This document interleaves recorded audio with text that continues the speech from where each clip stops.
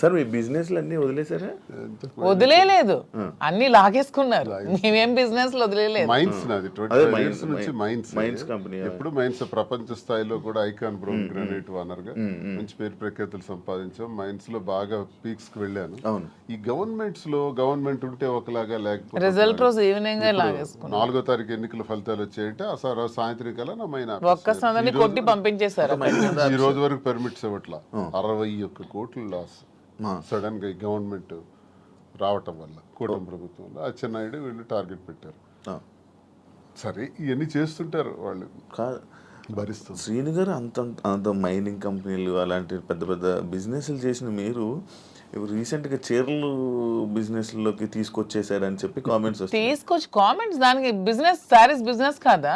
ఏదైనా బిజినెస్ ఏనండి, దానిలో కామెంట్ చేయడానికి ఏముంది? ఇప్పుడు శ్రీనివాస్ గారు ఎప్పుడు మైన్స్ బిజినెస్, తను ఫస్ట్ నుంచి కూడా పర్లాకిముడిలో వరల్డ్ ఫేమస్ మెటీరియల్ తను అక్కడ ఉంది. పర్లాకిముడిలో తను క్వారీ చేశారు. ఆ క్వారీని కూడా ఇలా లిటిగేషన్స్ పెట్టి కేసులు పెట్టేసి ఇతను ఓడిపోగానే వాళ్ళ పార్టీ రాగానే టీడీపీ హయాంలో క్లోజ్ చేసేసారు. దాన్ని నిలదక్కుని పాపం మళ్ళీ కొత్తగా టెక్కల్లో స్టార్ట్ చేశారు. దాన్ని కూడా మొన్న రిజల్ట్ రోజు ఈవినింగే మొత్తం కూల్ చేశారు. పోర్టులో కాంట్రాక్ట్స్ వర్క్స్ చేశాం మేమిద్దరం, దాన్ని ఆపేశారు. సో ఇంకేం చేయాలి? నాకు ముందు నుంచి కూడా ఈ శారీస్ విషయంలో నాకు ఒక ప్యాషన్ ఉంది. నాకు ఒక ఫ్యాషన్ మీద ఒక ప్యాషన్తో, ఇంట్రెస్ట్తో నాకు ఈ శారీస్ స్టోర్ పెట్టాలని ఎప్పటి నుంచో ఆలోచన ఉంది. దట్టు ఈ శారీస్ బిజినెస్ ఏంటి, పాలిటిక్స్కి సంబంధం లేకుండా ఉండే బిజినెస్, పీపుల్కి మాకు, పబ్లిక్కి మాకు రిలేటెడ్గా ఉండే బిజినెస్ అనేది ఈ శారీస్ బిజినెస్. ఎందుకంటే మేము పబ్లిక్ ఎంత ఫెయిర్గా ఉంటే వాళ్ళు నచ్చితే మా దగ్గరికి వస్తారు, కొనుక్కుంటారు, వెళ్తారు. సో దీనిలో పొలిటికల్ ఇంటర్ఫీరెన్స్ అంటూ ఏమీ ఉండదు. సో అందుకని నేను శ్రీనివాస్ గారికి ఇంతవరకు మనం మైండ్స్ ఇవన్నీ చేసి ఎప్పుడు కోల్పోతున్నాం, ఎప్పుడు కూడా నిలదొక్కుకోలేదు. ఈ 4 yearsలో కూడా 30-40 crores వరకు పెట్టాం, లాస్ అయిపోయాం. మళ్ళీ ఇదే స్టార్ట్ చేసాం. మళ్ళీ నెక్స్ట్ టైం పార్టీ వస్తుందో రాదో, మళ్ళీ ఏమవుతుంది, పొలిటికల్గా ఇబ్బంది పడుతున్నాం. కాబట్టి ఇదన్నిటికీ డిఫరెంట్గా మనం తెలంగాణ అంటే ముందు నుంచి శ్రీనివాస్ గారికి నాకు హైదరాబాద్ మా ఫేవరెట్ ప్లేస్, మా ఇద్దరికి కూడా. హైదరాబాద్ ప్రజలు కూడా చాలా మంచి మనసున్న మనుషులు, ఎవరు వచ్చినా ఆదరిస్తారు. బ్రతకడానికి బ్రతుకు తెరువునిస్తుంది హైదరాబాద్. అదొక చాలా పెద్ద ప్రపంచం హైదరాబాద్ అనేది, చాలా మందికి లైఫ్ని ఇస్తుంది. సో ఈ ప్లేస్ని మనం చూస్ చేసుకుందాం. వెన్ కంపేర్ టు నాకున్న ఫ్యాన్ ఫాలోయింగ్లో ఒక 10% ఆంధ్రాలో ఉంటే 90% నాకు హైదరాబాద్లోనే ఉన్నారు. అంత మంచిగా నన్ను ఆదరిస్తున్నారు. సో మనం ఫస్ట్ బిజినెస్ హైదరాబాద్లో స్టార్ట్ చేద్దాం. నాకు ఇంట్రెస్ట్ ఉంది, మీరు కొంచెం సపోర్ట్ చేయండి. అపార్ట్ ఫ్రమ్ యువర్ పాలిటిక్స్ నా కోసం ఒక 10% టైం మీరు కేటాయించి బ్యాక్ ఎండ్లో ఉంటూ నాకు సపోర్ట్ చేయండి అని చెప్పాను. చెప్పగానే శ్రీనివాస్ గారు కూడా దీనికోసం మేము 5-6 months నుంచి దీని మీద మేము వర్కౌట్ చేసాం. కొన్ని షాప్స్కి తిరిగాం. వీవర్స్ ప్రైస్ కంటే కూడా వీళ్ళు ఎక్కువ ప్రైస్కి అమ్ముతున్నారు షాప్స్, రిటైలర్స్. అవన్నీ బ్రేక్ డౌన్ చేసి పబ్లిక్కి మనకు గుడ్ రిలేషన్షిప్లా ఉండాలనే ఆలోచనతో డైరెక్ట్గా వీవర్స్ దగ్గరికి వెళ్ళి మాట్లాడి మేమే మగ్గాలు అవి ఏర్పాటు చేసుకొని మేమే మెటీరియల్ ఇస్తూ వీవర్స్ని కూడా బ్రతికిద్దామనే ఆలోచనతో వాళ్ళతో శారీస్ మేమే దగ్గరుండి వీవింగ్ చేయించుకొని ఆ ఓవెన్ శారీస్ని పెట్టి మేము శారీ స్టోర్ పెట్టి ఓపెన్ చేసి ప్రజలందరికీ కూడా క్వాలిటీతో అండ్ తక్కువ ప్రైస్లో ఇద్దామని నిర్ణయించుకొని ఈ శారీ స్టోర్ అనేది ఓపెన్ చేస్తున్నాం. ఫస్ట్ బ్రాంచ్ మదీనాగూడలో స్టార్ట్ చేస్తున్నాం. విత్ ఇన్ 3 months జూబ్లీ హిల్స్లో స్టార్ట్ చేస్తాం. విత్ ఇన్ ఇంకొంచెం రోజుల్లో ఇంకొక 4-5 branches కూడా ఎస్టాబ్లిష్ చేయాలన్న ఆలోచనతోనే ఉన్నాం. అంతేగాని శారీస్ బిజినెస్ అనేది తక్కువగా చూడకండి. చూడడానికి కాదు, అంటే ఒక మంచి గ్రేట్ లీడర్ శ్రీకాకుళంలో, మంచి దువ్వాడ శ్రీను గారు అంటే మంచి నేమ్ ఉంది. అంత లీడర్లా ఉండేవాళ్ళు. ఆయన నోట్లో నుంచి ఎప్పుడు లైక్ జనాల దగ్గరికి వెళ్ళి అవి ఇవి వినేవాడు. కాకపోతే మైనింగ్ కంపెనీ బిజినెస్ చేసేవారు, ఒక మంచి బిజినెస్ మ్యాన్ అనుకునే వాళ్ళం. కానీ అలాంటి ఆయనతో నోట్లో నుంచి మేము ఇలా శారీ బిజినెస్ చేయబోతున్నాం ఇలా చెప్తుంటుంటే ఎలా ఉండే ఆయన్ని ఎలా చేశారు, ఎలా ఉండే ఆయన ఎలా చేయడం. బిజినెస్ అనేది ఏదైనా బిజినెస్, అది ఏదైనా చిన్న ప్రొడక్ట్ అయినా పెద్ద ప్రొడక్ట్ అయినా బిజినెస్ అనేది బిజినెస్ కింద క్యాలిక్యులేట్ చేయాలి. అది చీర, జాకెట్టా, లేకపోతే ఇంకేంటా అని చూడకూడదు. బిజినెస్. నాకు దీంట్లో ఇంట్రెస్ట్ ఉంది. ఇంతవరకు మైండ్స్ లో అతనికి ఇంట్రెస్ట్ ఉంది, మైండ్స్ వల్ల కోల్పోయాం. సో నా ఇంట్రెస్ట్ ఒకసారి వచ్చి చూడండి, రండి చేద్దాం, మీకు తనకి ప్రజలే ఇష్టం, తనకి ప్రజాజీవితం ఇష్టం, ఇది కూడా ప్రజలకు లింకప్ అయ్యేది. మా కింద ఒక 100 మంది పనిచేస్తారు, మా ప్రజా సంబంధాలు ఇంకొంచెం బాగుంటాయి, ఇంకొంచెం మనకి పీపుల్ తో బాండింగ్ పెరుగుతుంది. వాళ్ళు కూడా మనం తక్కువ ప్రైస్ కి ఇస్తే ఓకే, శ్రీనివాస్ గారు మాధురి దగ్గరికి వస్తే మనకు తక్కువ ప్రైస్ కి శారీ వస్తుందని గుడ్ విల్ మనకు వస్తే చాలు, కోట్లు సంపాదించాల్సిన అవసరం లేదనే ఉద్దేశంతో శారీ స్టోర్ ఓపెన్ చేస్తాం. ఓకే, అంటే ఈ బిజినెస్కి దువ్వాడ గారు 3-4 కోట్లు ఎంతో ఇచ్చారు, ఆయన డబ్బులు ఇచ్చి ఈ బిజినెస్ కోసం శ్రీనివాస్ గారు ఎవరేమనుకున్నా నాకు అనవసరం. శ్రీనివాస్ గారు అన్ని ఆస్తులు వానికి రాసిచ్చేసి వచ్చేసారు. With empty hands he came out. అక్కడి నుంచి మా లైఫ్ ని మళ్ళీ మేము ప్రారంభించుకున్నాం. దీనికోసం మా పేరెంట్స్ ఇచ్చిన ప్రాపర్టీస్ మాత్రమే నేను సేల్ చేసి బిజినెస్ లో పెడుతున్నాను. అలానే నాది వేరు శ్రీనివాస్ గారు వేరని మాకు లేదు. మీరు అడిగిన క్వశ్చన్ కి ఆన్సర్ చెప్పాం. మా ఇద్దరు తన దగ్గర ఎన్ని కోట్లున్నా నాకు ఇస్తారు. ప్రెసెంట్ లేవు, లాగేసుకున్నారు అందరూ, ఉంటే నాకు ఇస్తారు ఖచ్చితంగా. సో నా దగ్గర ఉన్న ప్రతిదీ అతనిదే. మా ఇద్దరి మధ్యలో నీది నాది అనే తేడా లేదు. అయినా మా ఇద్దరు ఇప్పుడు మొగుడు పల్లాలి. మా ఇద్దరు నాదైనా ఒకటి అతనిదైనా ఒకటి, ఎవరికి సంబంధం లేదు. ఎవరు డబ్బులు పెడితే మీకేంటి ప్రాబ్లం? మీ బిజినెస్ చేస్తున్నావా, మంచి ప్రొడక్ట్ అందిస్తున్నావా అనేది మీరు చూడండి. డబ్బు గురించి ఆయనకి దగ్గర అయ్యారని కూడా టాక్. అది ఫేక్ అదే చెప్తున్నాను కదా. మీరు కావాలంటే అన్ని మొత్తం డాక్యుమెంట్స్ అవన్నీ వెనక్కి తీసుకోండి, ఆస్తులన్నీ రాసిచ్చి తను చెప్తున్నా 0 బ్యాంక్ బ్యాలెన్స్ తో వచ్చారు నా దగ్గరికి.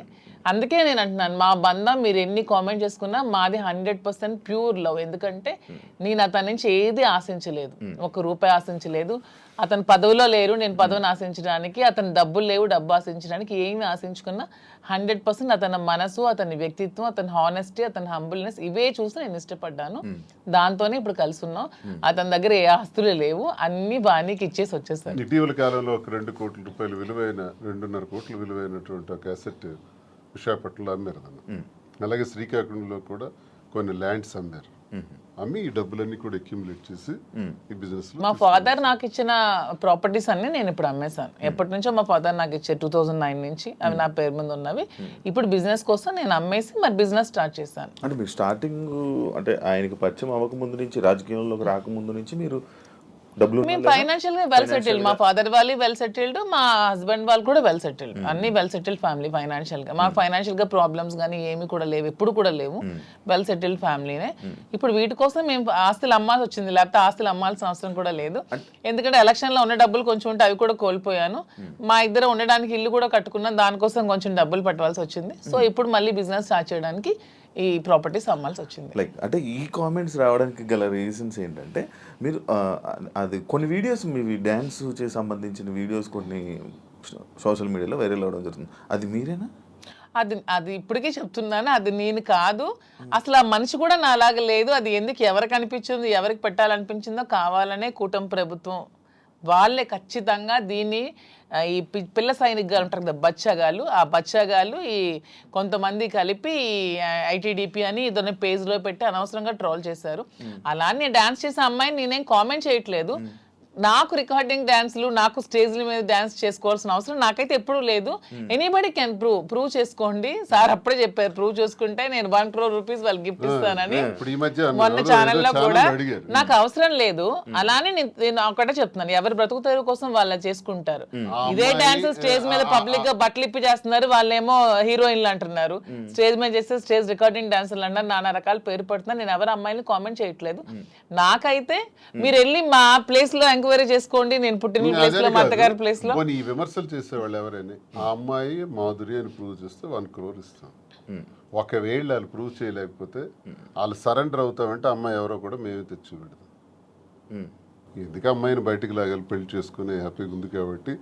మాకు అమ్మాయి తెలుసు, అది ఏ రికార్డింగ్ డాన్స్ ట్రూప్ కూడా తెలుసు. కానీ అలాగ అమ్మాయినే మాధురి అని చూపించిన వాళ్ళకి నేను అంటున్నాను, 1 crore మీకు బహుమానం కింద ఇస్తాను, దయచేసి అది ప్రూవ్ చేయండి అంటున్నాను. అంటే చీప్ ట్రిక్స్ ప్లే చేయడం, ట్రోల్ చేసి ఎందుకు అలా ట్రోల్ చేయాల్సిన అవసరం ఏముందో నాకు అర్థం కాదు. అలా చేస్తే ఏమొస్తుంది? అంటే ఇప్పుడు మాధురికి నాకు మేము ఒక మనసుతో ఉన్నాం కదా, మరి అలా చేస్తే ఏమొస్తుంది మీకు? ఎవడా చేసేవాడు? రికార్డింగ్ డాన్స్ చేసే అమ్మాయిని పెళ్లి చేసుకుని, రికార్డింగ్ డాన్స్ అమ్మాయిని ఓవర్సీని పెళ్లి చేసుకుని నీకేంటి నొప్పి? పెట్టినోడికి ఏంటి నొప్పి? అలాగైతే మీరు డాన్స్ చేసి మీరే నొప్పుకున్నట్టు. నేను కాదు కదా, నేను కాదు, నేను కాదు, నేను ఒప్పుకోవడానికి అమ్మాయి నేను కాదు, నేనైతే నిజంగా నేను ఒప్పుకుంటాను. I'm very bold and straight forward, నేను ఒప్పుకుంటాను. ఇప్పుడు is me I will agree. నేనే అదా, నేను డాన్స్ చేసిన వీడియోస్ చాలా ఉన్నాయి, నేను పెట్టుకుంటున్నాను కదా, నేను చేసి నేనే పెట్టుకుంటాను. నేను అది కానప్పుడు నేను ఎలా ఒప్పుకుంటాను? అలానే అదే అంటున్నాను, ఒకవేళ డాన్స్ చేసిన అమ్మాయినే దువ్వాసం చేసుకుంటే మీకేంటి పెయిన్? అమ్మాయి మాత్రం అమ్మాయి కాదా, ఆడపిల్ల కాదా? ఎందుకు అంత ట్రోల్ చేయాల్సిన అవసరం ఏముంది, అంత నెగిటివిటీ స్ప్రెడ్ చేయాల్సిన అవసరం ఏముందని అడుగుతున్నాను నేను. ఒకవేళ ఆ అమ్మాయే మాధురి అని ప్రూవ్ చేయాలనుకుంటే 1 crore బహుమతి ఇస్తాం, తీసుకురండి అంటున్నాను. ఎవరైతే వచ్చారో వాళ్ళకి. అంటే ఇప్పుడంటే ఏ జనరేషన్ వచ్చేసింది, ఫేస్లు మార్పిడి ఇది ఇది. ఆ వీడియో చూస్తే అప్పుడు ఇప్పుడు 2003 2000 ఆమె వయసు ఎంత తెలుసు? ఏమండి నాకు ఇప్పుడు 34 years అండి. 2000 అన్న ఏజ్ ఎంత ఉంటది? ఓకే, ఆ వీడియో ఎప్పుడు ఉంటుంది? చాలా ఓల్డ్. నేను 2000 అన్న ఏజ్ ఎంత ఉంటుంది చెప్పండి? 2005 లో నేను 10th, నాకు ఎంత ఏజ్ ఉంటుంది? నాకు 2010 11 అప్పుడు నేను ఎంత పిల్లని ఉంటాను, నా అమ్మాయి అంత డాన్స్ నాకు నేను ఎలా చేయగలను? కొంచెం నా పోనీ అట్లీస్ట్ నా చిన్నప్పుడు ఫోటోలు ఏవో చూపిస్తే మీకు తెలుస్తుంది. ఎప్పుడో మాదిరి చూపిస్తున్నారు కదా, అట్లీస్ట్ 2005 లో నేను 10th. పోనీ అప్పుడు నాతో చదువుకున్న వాళ్ళకి తెలుస్తుంది కదా, ఏదో మీలాంటి వాళ్ళు నమ్మాలి, ఎవరు తెలియని వాళ్ళు. తెలిసిన వాళ్ళకి ఏంటో తెలుసు.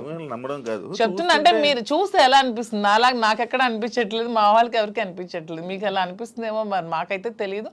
మా అందరికీ తెలుసు, ఎవరు మా జిల్లా అందరికీ తెలుసు అది నేను కాదని. ఇంక మిగతా వాళ్ళు నమ్మితే నమ్మొచ్చేమో కానీ ప్రతి ఒక్కరికి తెలుసు. ఇంక నమ్మినా నమ్మకపోయినా పర్వాలేదు, నేను అనుకున్నా కూడా ఐ డోంట్ కేర్ అంటున్నాను.